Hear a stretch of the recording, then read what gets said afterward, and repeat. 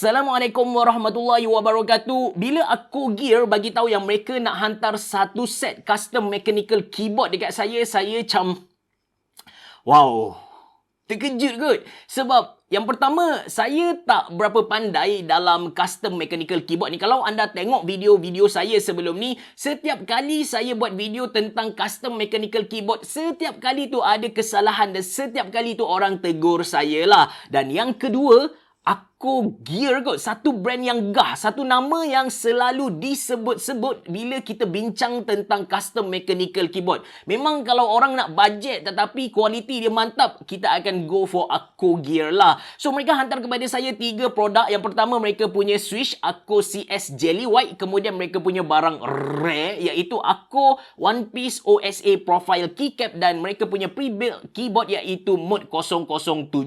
Dalam video kali ini kan, saya akan tunjuk kepada anda setiap item yang mereka hantar kepada saya ni. Kemudian saya akan pasang keyboard ni dan last kali saya akan buat typing test. Tanpa berlengah lagi, anda bersama saya Ashraf Jeffrey dalam channel YouTube Mona Lisa. Jom!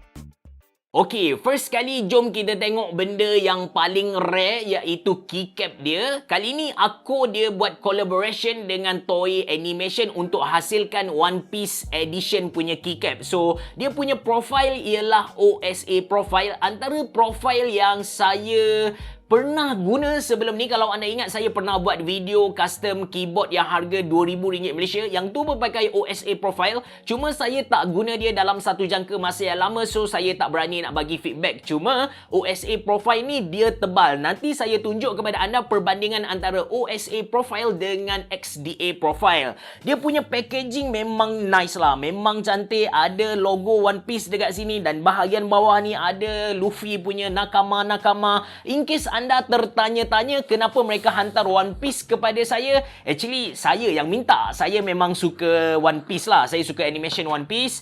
So, bukan animation, anime. Alright, ini dia punya base. Dia punya base keycap, kita boleh nampak. Dia punya warna tu nak kata putih pun tak putih. Dia macam campuran warna putih, warna kelabu, warna hijau gitu. Dia warna tu ke arah kehijauan, kekuningan sikit lah. Dan dia punya tab dan juga caps lock.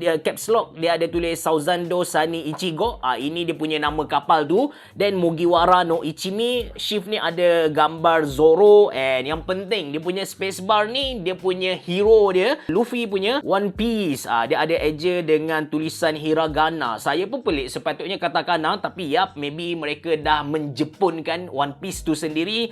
Dan ada saya punya makwa dekat mana? Oh, sini. Saya punya Nico Robin. Dan dia punya logo One Piece tu enter lah. So, ini dia punya base. Biasanya base keycap ni dia tak ada benda-benda pelik sangat. Dia tak ada, apa kita cakap, lambang yang cantik-cantik sangat. So, ini dia punya extra lah.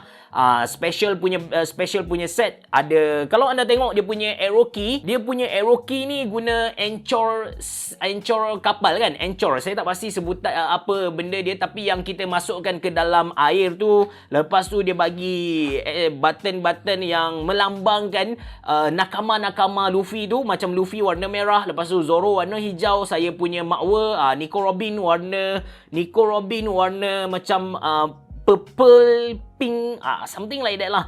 So, lepas tu ini ada gambar lagi dan dia ada satu special space bar, which is dia tulis dia punya owner lah, dia punya pelukis tu Eiichiro Oda. Katanya 2022 akan habis ataupun 2024. One Piece ni dia memang tak akan habis lah, saya rasa. Kalau saya tua pun mesti ada sambungan lagi.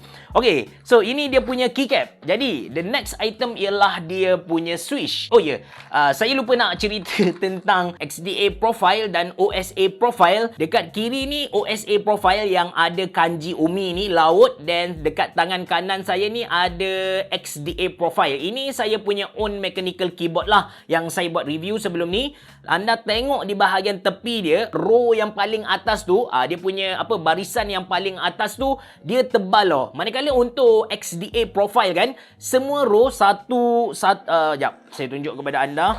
Dia punya row pertama ni anda boleh tengok tebal. Kalau nak dibandingkan dengan XDA profile. Ini untuk row pertama dia, dan row kedua dia, jap saya tarik keluar, pun masih lagi tebal kalau nak dibandingkan dengan XDA profile. Untuk XDA profile, dia punya row 1, 2, ni barisan 1, barisan 2, barisan 3, barisan 4, barisan 5, semua bentuk dia macam ni lah. Manakala untuk kita cakap untuk OSA profile yang mereka hantar kepada saya ni, kalau kita susun anda boleh nampak yang dia macam nak cakap dia macam turun naik macam ombak sikit lah. Dia macam ombak sikit, and yang tentu dia lagi tebal compare dengan XDA profile. Saya just nak kongsikan dengan anda pengalaman saya. Sebelum ni saya pakai keyboard yang dia guna XDA profile dengan Gateron Yellow switch. Sepatutnya saya tak rasa sakit bila type, sebab Gateron Yellow dia tak berat sangat.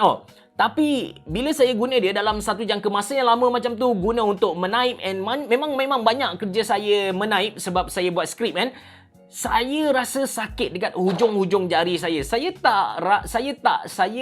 ikut firasat saya, kesakitan tu adalah diakibatkan oleh profile keyboard tu, bukan disebabkan switch yang saya guna tu. So kali ni memang saya looking forward OSA profile ni dia punya typing experience macam mana. Jadi ini item yang kedua, iaitu Akko CS Jelly White switch. Ini antara switch yang ringan Akko ada dalam pasaran sekarang. Dia punya actuation force ataupun operating force tu dalam 35 plus minus 5 GF lah, 5 gravity force. Tak pasti G tu stand untuk apa, tapi dia punya force tu agak rendah. Biasanya kalau anda beli brand-brand yang dah siap, macam contoh Techwear Phantom 2020 ataupun RK61, dia punya actuation force tu sekitar 50 hingga 70 GF lah. So ini consider sangat-sangat ringan, dan kalau anda follow video custom keyboard saya ada bagi tahu yang saya nak cuba satu switch yang ringan macam Akko CS Jelly White ni.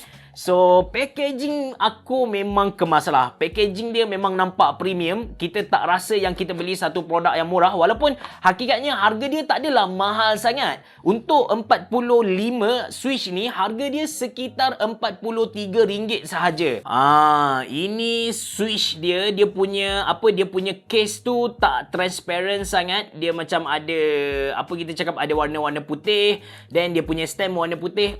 Sedap. Bila kita pakai Akko CS Jelly White ini, dia punya switch punya nature dia tu, dia jenis linear. Dia bukan tactile, and dia tak clicky. And lembut guys. 35 GF memang lembut. Cuma itulah, dia bila kita bercakap tentang mechanical keyboard ni sendiri, dia bukan sahaja tengok kepada switch tu berat ataupun selesa menaik tu, bukan tengok pada switch. Ada banyak benda lagi. Salah satu dia ialah keycap tadilah. And kita dah tengok dia punya switch, dan sekarang kita tengok dia punya main body macam mana. Okey, kita letak tepi dulu benda yang kedua ni. Last kali kita ada benda yang sangat penting bila mana kita nak buat mana-mana custom mechanical keyboard, iaitu dia punya body, dia punya base lah. Ini Akko Mod 007 75% aluminium gasket DIY kit. Panjang nama dia untuk saya hafal. Tapi inilah dia Akko Mod 007. Ini ialah 75% keyboard, yang mana dia ada 82 key sahaja. Dia bagi kepada kita satu extra plate. Ini adalah FR4. Ini adalah FR4, bukan aluminium. Kita boleh custom dia in future, sebab yang satu lagi dia dah ada dekat dalam ni. Lepas tu, ini pun kan, kalau untuk pengetahuan anda, plate FR4 ni pun harga dia sekitar RM100 Malaysia. Bukan murah yang dia bagi hadiah kepada kita ni. Dan dia bagi kepada kita banyak gasket. Banyak gasket. Tengoklah, kalau kita nak buat keyboard yang melantun balik bila kita tekan tu, kita boleh spam gasket ni banyak-banyak. Dia bagi kepada kita satu coil cable. Agak tebal, kualiti ada dekat sini. USB-C ke USB-A. Dekat keyboard mestilah USB-C. So, ini buku manual dia, dan last kali keyboard tu sendiri. Berat guys.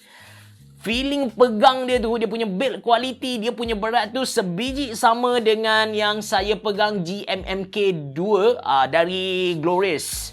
Kita letak tepi dulu semua ni. Letak tepi kejap semua benda ni. Sebab kita nak buka, kita nak tengok apa yang ada dalam dia punya body ni. So dekat sini anda boleh tengoklah, dia ada tulis Akko Designer Studio Mode 007. Ada 1, 2, 3, 4, 5, 6 skru yang kita kena buka. Ada 1, 2, 3, 4 rubber feet dekat bawah ni. Alright. Okay, dah boleh buka. Okay. Ada satu connector dekat sini untuk menyambungkan bahagian atas keyboard ataupun bahagian main dia dengan kabel yang kita akan connect dekat keyboard ni. Saya suka yang macam ni, jadi senang untuk kita pisahkan bahagian bawah dengan bahagian atas dia. Senang untuk kita mode lah. And untuk pengetahuan anda, Akko Gear ni kita boleh mode dia, tak ada masalah. Dia still ada warranty lah. Ada sesetengah mechanical keyboard yang dijual dekat luar sana, walaupun dia ada tulis hot swappable, memang kita boleh tukar dia punya switch dan sebagainya. But kalau rosak sikit bahagian atas tu, dia akan menyebabkan warranty void lah. Itu kelebihan Akko Gear berbanding dengan yang lain. So dekat bawah ni ada satu sound dampening yang mana bagi saya tak tebal sangat. Dia punya foam ni tak tebal sangat. Maybe kalau kita ambil masking tape tampal dekat bawah ni, bunyi dia akan jadi lagi best. But itu kita akan buat pada next video lah. Video kali ni memang saya tak nak ubah apa-apa. Then ini dia punya body Sekejap, ada lagi skru yang kita kena buka. Ada 1, 2, 3, 4, 5, 6, 7, 8. Ada 8 skru yang kita kena buka lagi.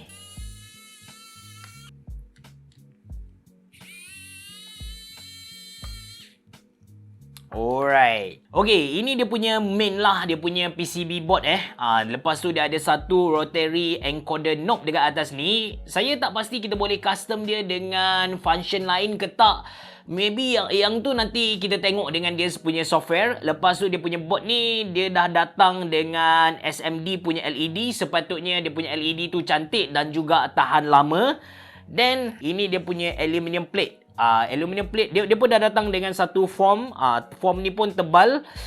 Ini dia punya plate guys. Dekat tepi-tepi ni anda boleh tengok ada gasket. Dia letak banyak gasket kat sini. Tak tahulah dia fleksi ke tak macam mana. Ini kita boleh tukar dengan dia punya FR4 tadi. Tapi sekarang macam saya bagi tahu kepada anda, kita tak nak tukar apa-apa. Kita just nak pasang, lepas tu kita buat sound test and itu sahaja.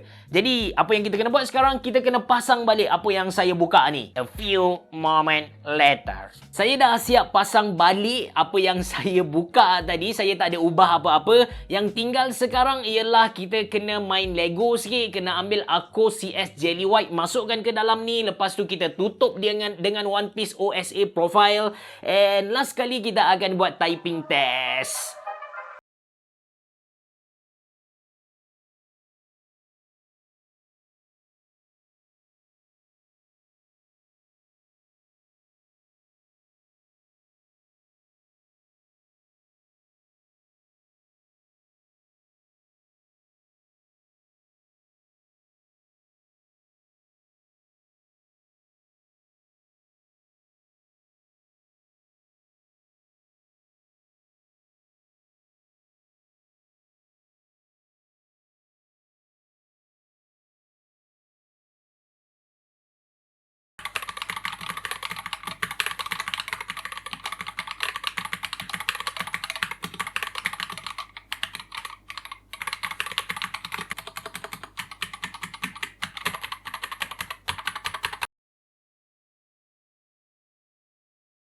So, anda dah dengar typing test Akko Mode 007. Lepas tu kita gabungkan dengan Akko CS Jelly White Switch dan juga Akko One Piece PBT Keycap OSA Profile. Maybe saya akan mod lagi keyboard ni untuk adjust sikit dia punya bunyi dan juga feeling typing tu. Yang tentu saya nak loop switch dia. Alright, kalau anda tengok dari tepi, OSA Profile ni dia macam gelembung sikit. Gelembung ke dalam dia punya hujung-hujung belah atas. Row pertama tu dia sangat tinggi. So, ini adalah satu kelebihan OSA Profile sebab dia lebih ergonomik, selesa untuk kita guna dalam satu jangka masa yang lama. prefer lah. Personally, bagi saya on par lah dengan GMMK yang saya review sebelum ni. But yes, saya bukanlah seorang keyboard enthusiast. Maybe saya tak boleh nak bezakan benda-benda kecil, benda-benda detail yang halus-halus tu. As rakyat marhain, bagi saya lebih kurang je.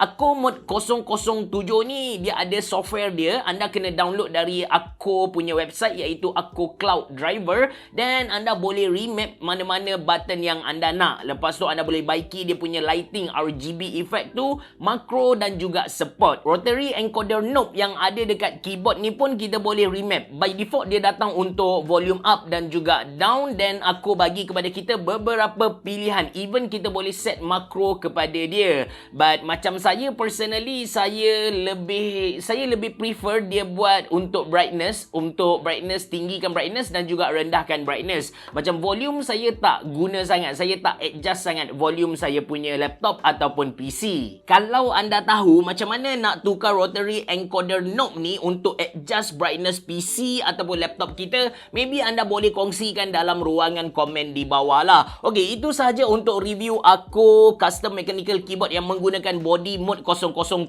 ni. Dia punya body saja lagi mahal dari mana-mana custom mechanical keyboard yang saya pernah buat sebelum ni. Harga dia RM630 Malaysia. But for sure anda akan dapat satu body custom mechanical keyboard yang sangat-sangat solid, and yang penting ada warranty in case anda nak mod dia. Lepas tu switch, saya pakai Aku CS Jelly White switch. Saya kena beli 2 kotak disebabkan ini ialah 75% keyboard, dia ada 82 key. Lepas tu keycap saya pakai One Piece Limited Edition OSA Profile PBT keycap. So total untuk custom mechanical keyboard saya kali ni dekat RM1,000 Malaysia. Ini adalah custom mechanical keyboard yang paling mahal saya pernah buat dan saya pernah miliki lah. And kalau anda seorang gamer, anda seorang typist, banyak menulis dan anda banyak menaip, and anda inginkan satu user experience yang mantap dari segi typing tu, saya memang recommend anda untuk beli produk-produk dari Aku ni lah. Katakan anda nak buat custom mechanical keyboard, anda boleh beli produk dia dan anda boleh buat tanpa risau tentang dia punya warranty. Ataupun maybe sekarang anda dah guna anda sudah guna mechanical keyboard dan anda nak tukar dia punya switch, saya recommend anda beli Aku Jelly switch ni lah. Tak kisahlah warna putih ke, warna hitam ke, based on actuation force yang anda nak tu. Anda nak bila tekan ringan ataupun berat, anda boleh pilih dekat mereka punya Shopee lah. Itu saja dari saya. Terima kasih kerana menonton. Biar boh. Jumpa lagi.